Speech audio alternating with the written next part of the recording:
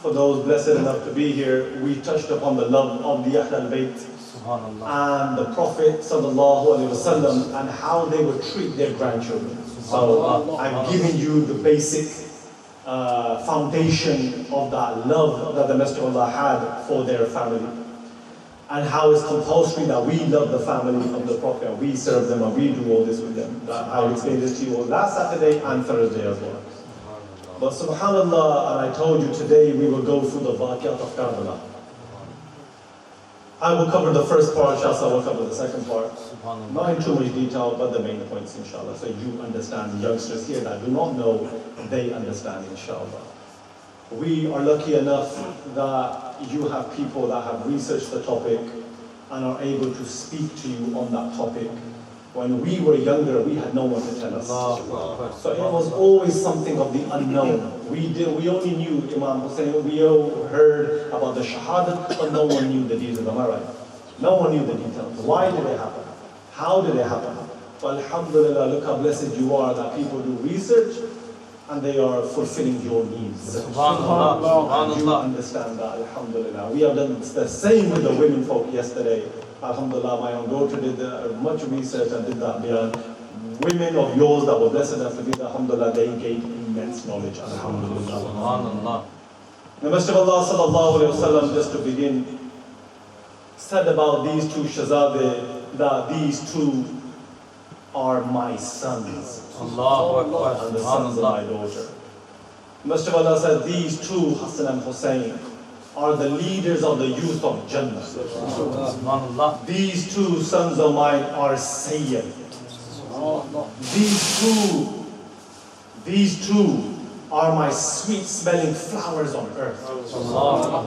And how the Messenger of Allah would play with them, I already explained to you. How the Messenger of Allah and the Sahaba would look, Abu Hurairah himself narrates, that I would watch the Messenger of Allah play with Hussein as a person sucks on a date and enjoys it. SubhanAllah. This is how much they were enjoying, playing with Imam Hussein radiallahu anhu.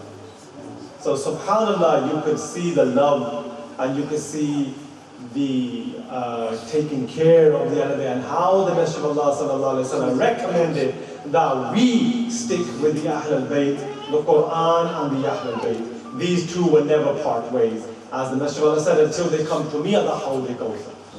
Quran and the Ahl al-Bayt, these two will never part ways. Until they come to me at the Hawd Kawthar.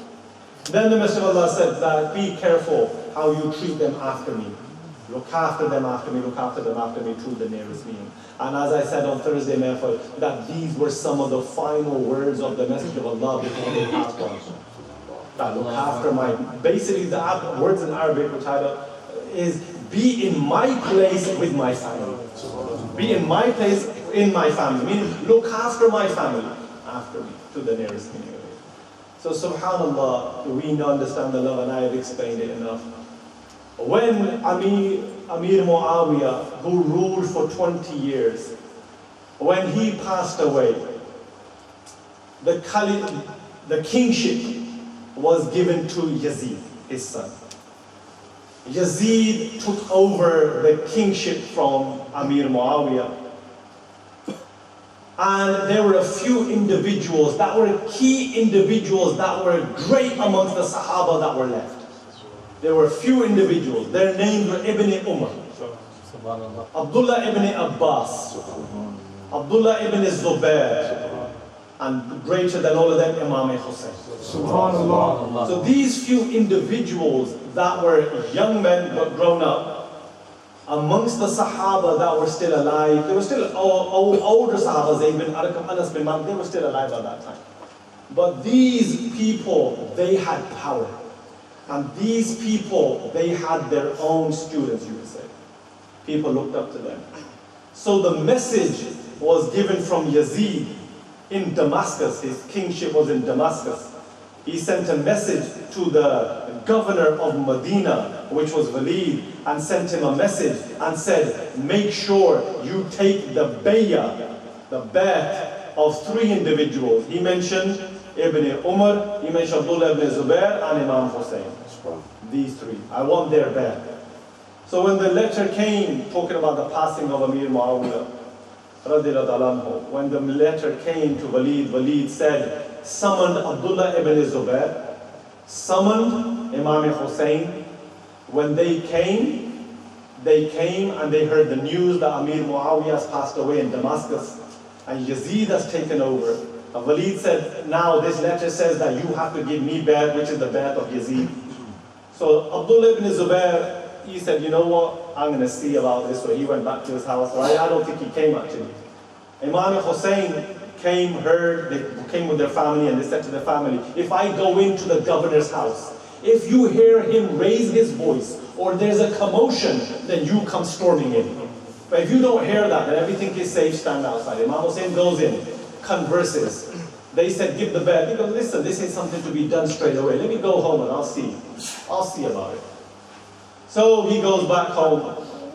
And when he goes back home, there's an evil person called Marwan, who's another person with Walid. Walid was an okay person. But this Marwan, he says to Walid, you made a mistake. You should have taken the bed now or killed him. This is what they're saying about the grandson of the Prophet. Walid says, listen, I obey Allah. Yeah, I will not do this thing. But then they kept pressuring. So what they did, they kept sending people to the house of Imam Hussein, knocking on the door all day and night. The same with Abdullah ibn Zubair. Abdullah ibn Zubair, he escaped with his brother in the night. He left. Then they kept knocking on the door, Imam Hussein kept knocking on the door, kept knocking. He said, listen, I'll see. I'll come to you, Lord. Wait. They kept disturbing, soldiers kept coming. And at that time, Imam Hussein made a decision to leave in that night with his family, with the immediate family, because of the trouble that these people will cause. And Imam Hussein will not give his hand into the hand of evildoers. So Imam Hussein, he leaves. When he leaves, he decides to go to Makkah. Abdullah ibn Zubair has already escaped and he's heading towards Makkah anyway. When Imam Hussein travels with his family, Abdullah ibn Zubair is already in Makkah and he's taking the people's bath. So he's taking, control as well. He says, we're not giving back to that evildoer, but we're going to build our own empire. Because the people of Hijaz, people of Makkah, Medina, they didn't like the Umayyads. You could say they were political parties and they didn't accept what the Umayyads were doing. So the Hijaz was important to take the bet from. The Damascenes, those people in Damascus and Syria, they were used to the Umayyad rule for 20 years. So they accepted it, so they went along with it. But the people of the Hijaz, Makkah, Medina, they had a problem. They said, we will not give the bet. So these leaders, they went to Makkah Sharif. When Imam Hussein reached Makkah Sharif, it was the time of the Hajj was going to kick in. They stayed there a few months, and obviously Zul Hijjah was going to start. But even a few months before that, they arrived in Makkah. And when they arrived in Makkah, they found out that Abdullah ibn Zubair is doing the bayat of the people.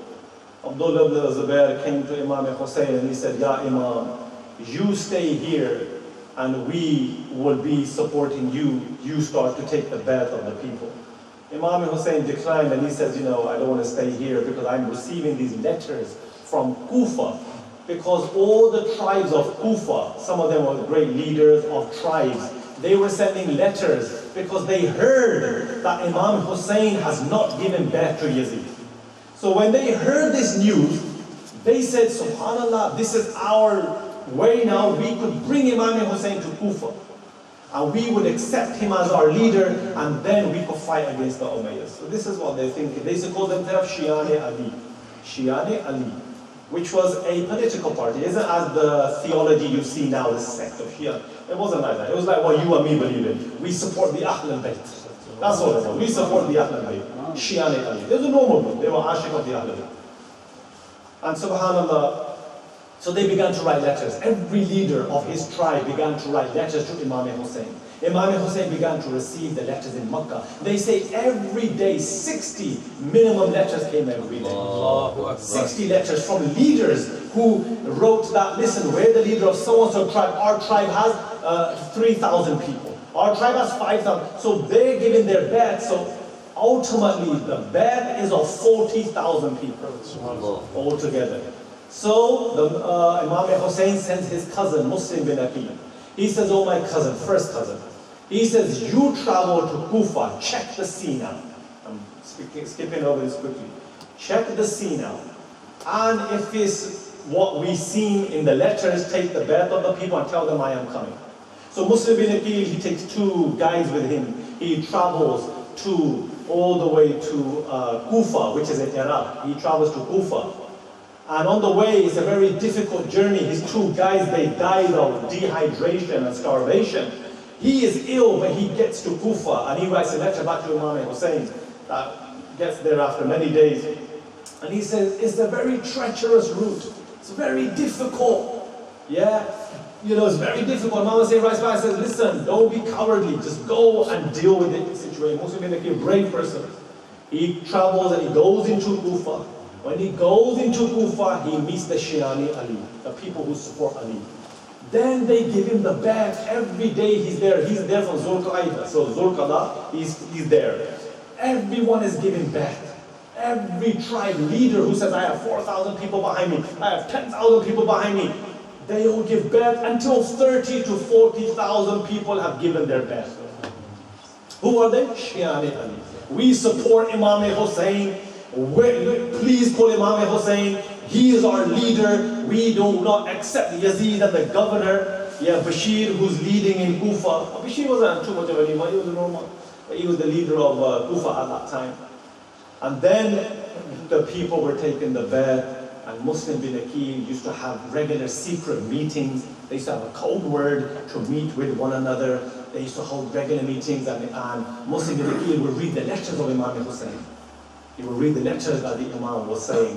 So subhanAllah, the support was building and building and building in Kufa.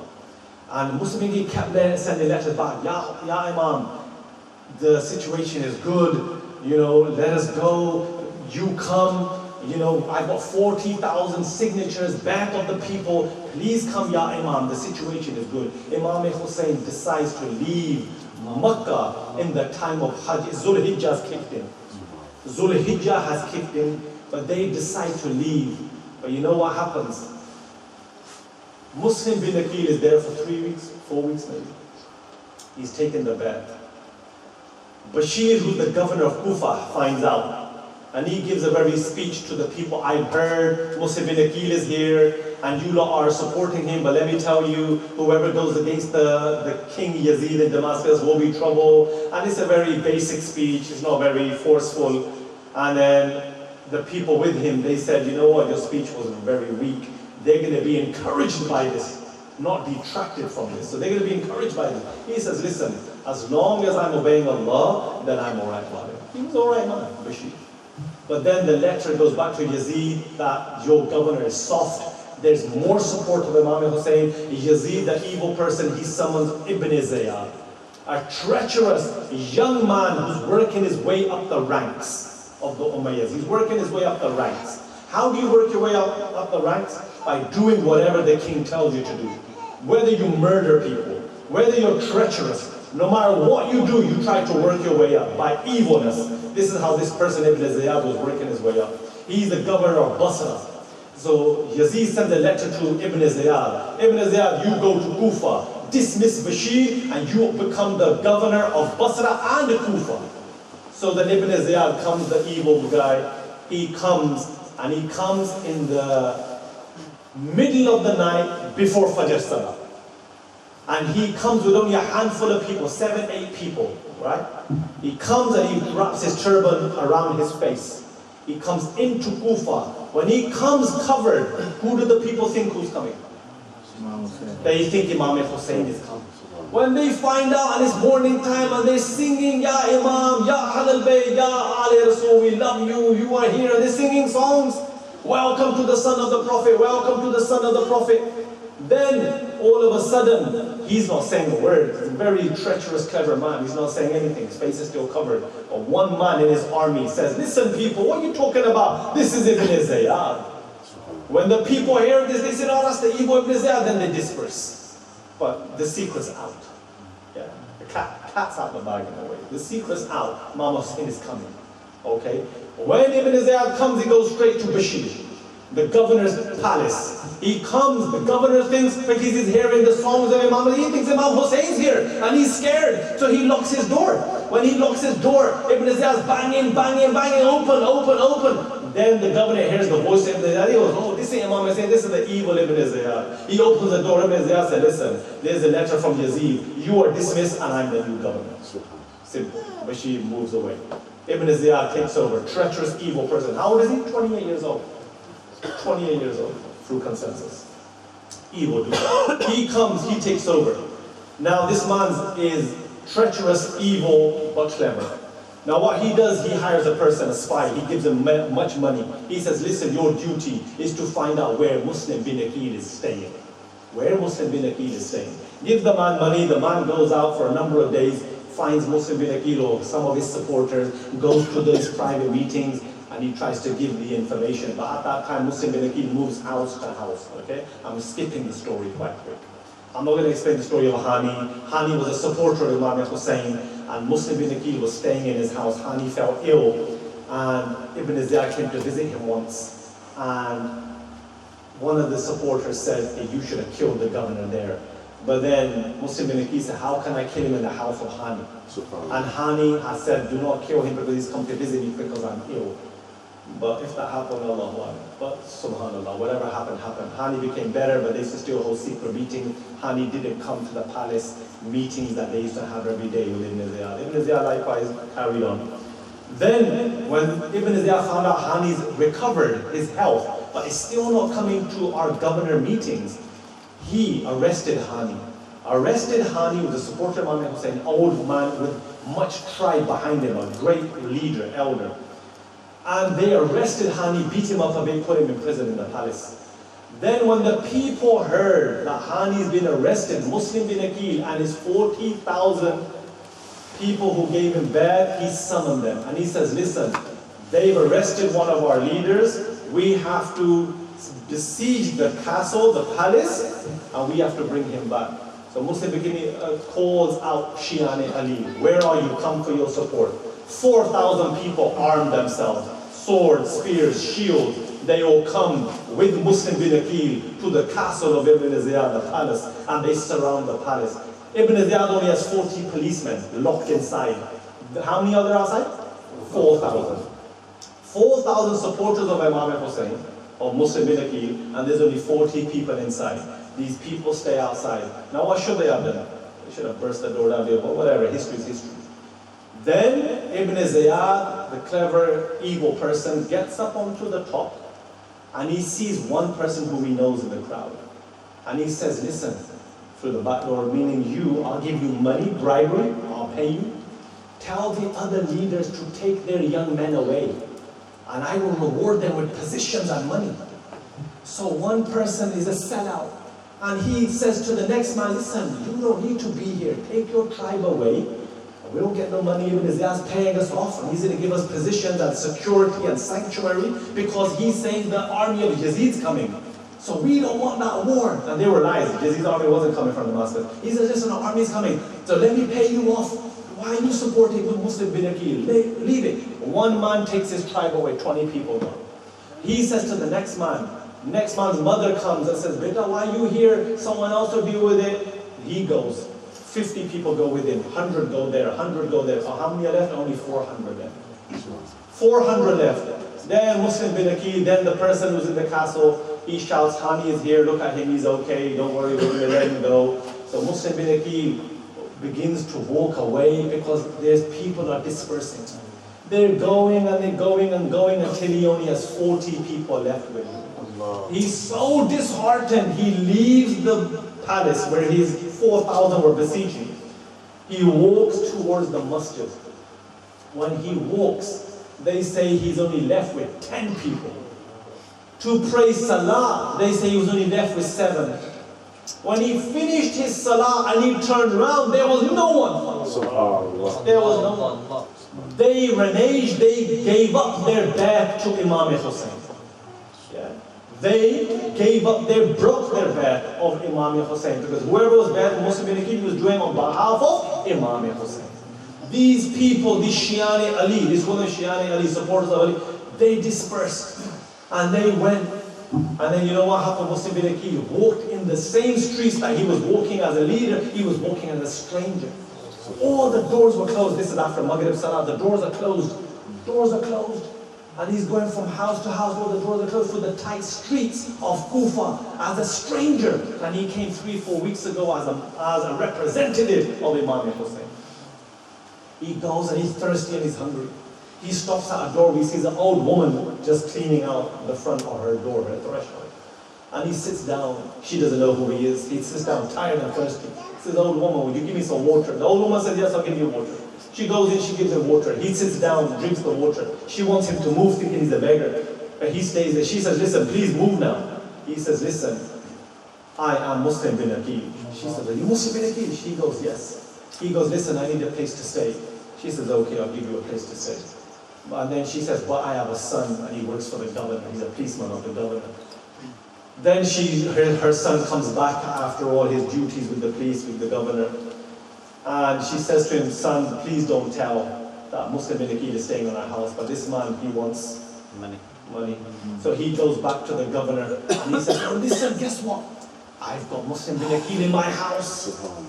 So he gets a bag of gold, sells out Muslim bin Aqil. They send an army, 40, 50, don't know how many individuals. They come surround the house. Muslim bin Aqil has to fight. He has to fight single-handedly with these evil people. He chucks them out the house, fights until they come on the top of the roof, break the roof. They're throwing fireballs in the house. Then he has to fight them off and fight them outside in the street because he doesn't want the house of the woman who gave him sanctuary to be bombarded. So he comes out into the street. He fights and he beats them. But then one sword, it hits his mouth. Cuts his lips until 2 of his teeth fall out. And he's injured, he's got sword wounds. And then one man in that army, he says, oh, Muslim bin Aqil, I don't want to kill you. I'll give you sanctuary. I promise you that Ibn Ziyad, who summoned us to call you into the palace, he won't kill you. I promise you safe passage. Muslim bin Aqil says, are you sure? He goes, yeah, I'll give you safe passage. And Muslim bin Aqil gives up. He goes, all right. Then he's arrested, he's taken to the palace. Ibn Ziyad is waiting. Ibn Ziyad, the evildoer, he says to him that, look, what we did to you, and you were calling Hussein, and this and that, swearing and beating him up a bit. And then all of a sudden, where's his Shiani Ali? They're nowhere. The supporters are nowhere to be seen. Muslim bin Aqil, what they do to him is he says one thing though. He says one thing to the guy who said, I'll give you safe passage. He says, listen, could you do me one favor? Do me one favor. The man goes, what is it? He says, listen, I know I'm going to die. I know Ibn Ziyad is going to kill me, but do me one favor. I've sent a letter to Imam Hussein saying, come. I go,